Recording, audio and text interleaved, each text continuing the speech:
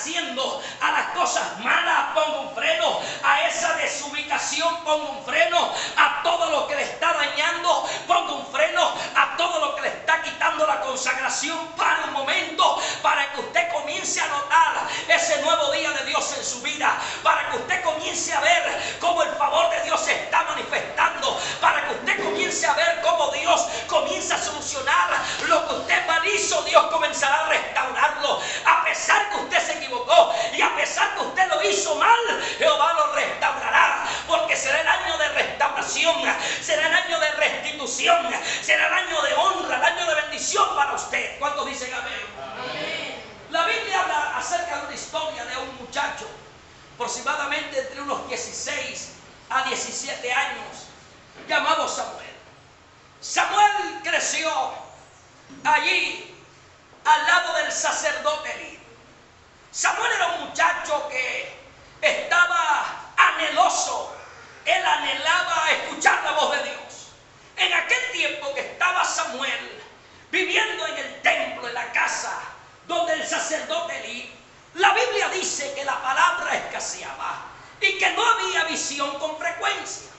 No había una palabra, no había visión. O sea que si no hay una palabra ni hay una visión, hay desubicación. No logramos ubicarnos. Cuando nosotros no tenemos una visión, no tenemos una palabra y no tenemos una visión, nos vamos a desubicar. ¿Cuántos dicen amén?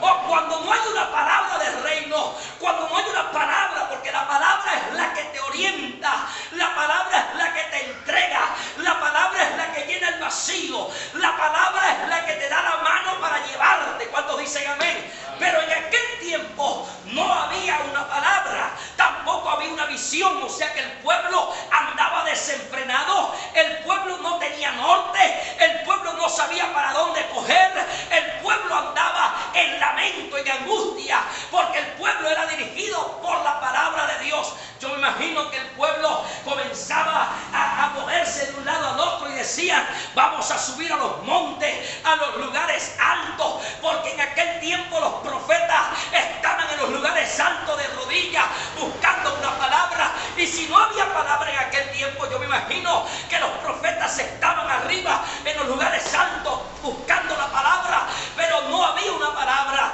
y el pueblo se desesperaba, iba al monte y le preguntaba a los profetas: mira, hay una palabra, Dios ha hablado. Entonces el profeta decía: no, Jehová no se ha revelado, no ha habido una palabra. Se reunían en cadenas y oraban y le preguntaban a los videntes después de la oración: Jehová mostró algo, Jehová reveló algo. Y los videntes decían: no hubo una visión, no hubo una palabra, no hubo nada de parte del Señor. ¿Cuántos dicen amén? Amén. Y había una preocupación en el pueblo de Israel, porque yo me imagino que cuando no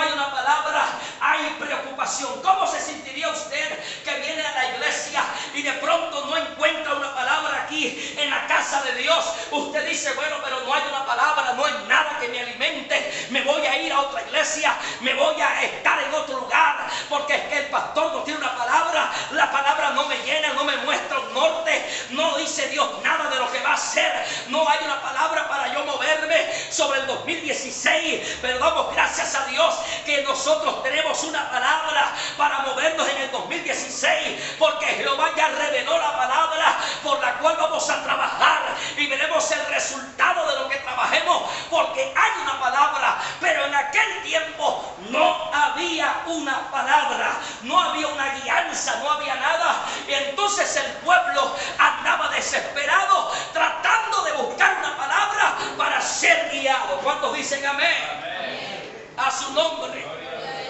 En aquel tiempo estaba Samuel. Samuel era el muchacho que no conocía a Dios, ni tampoco había escuchado la voz de Dios. Durante el crecimiento de este muchacho Samuel, solamente se estaba hablando acerca de que Dios hacía, de que Dios hablaba, de cómo Dios se manifestaba, pero ellos querían ver la manifestación de Dios. Él quería ver la gloria de Dios, pero no la podía ver. ¿Por qué? Porque no había una palabra. De igual manera el pueblo quería sentir la voz, quería sentir la experiencia,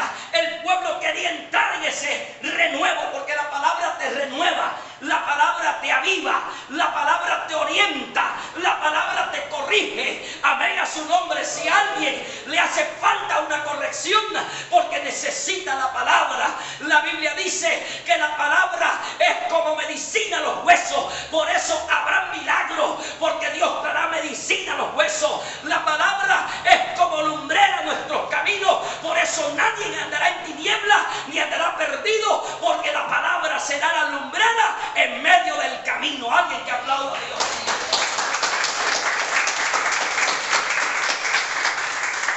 Este año usted no se moverá en sus propias fuerzas. No. Este año usted no se va a mover en lo que usted piensa. Este año hay una palabra sobre usted. Este año usted tiene la puerta abierta y va a decir: yo me muevo porque Dios me va a honrar. Yo sé que Dios lo va a hacer porque Dios te va a guiar. Dios va a abrir las puertas para que usted posea la tierra que necesita conquistar. ¿Cuántos dicen amén? A su nombre. Diga conmigo: yo creo esa palabra. Samuel estaba anhelando. Samuel estaba allí en el templo anhelando que algo sucediera. Antes que la lámpara, dice la Biblia, antes que la lámpara se apagara, estaba Samuel allí en el templo. Samuel tenía un lugar donde dormir, porque Samuel había crecido ahí en la casa del sacerdote Elí. Y yo pienso que si había crecido donde el sacerdote Elí tenía que darle un aposento, tenía que darle un cuarto. Usted se lleva a alguien para su casa para que viva. Usted, si tiene una habitación, se la da. Si usted no tiene un cuarto, usted dice: no puedo dártelo. Si vienes a pasar un día, 2 días, está bien, nos acomodamos, pero no hay un lugar para que tú vivas, así que no te puedo tener.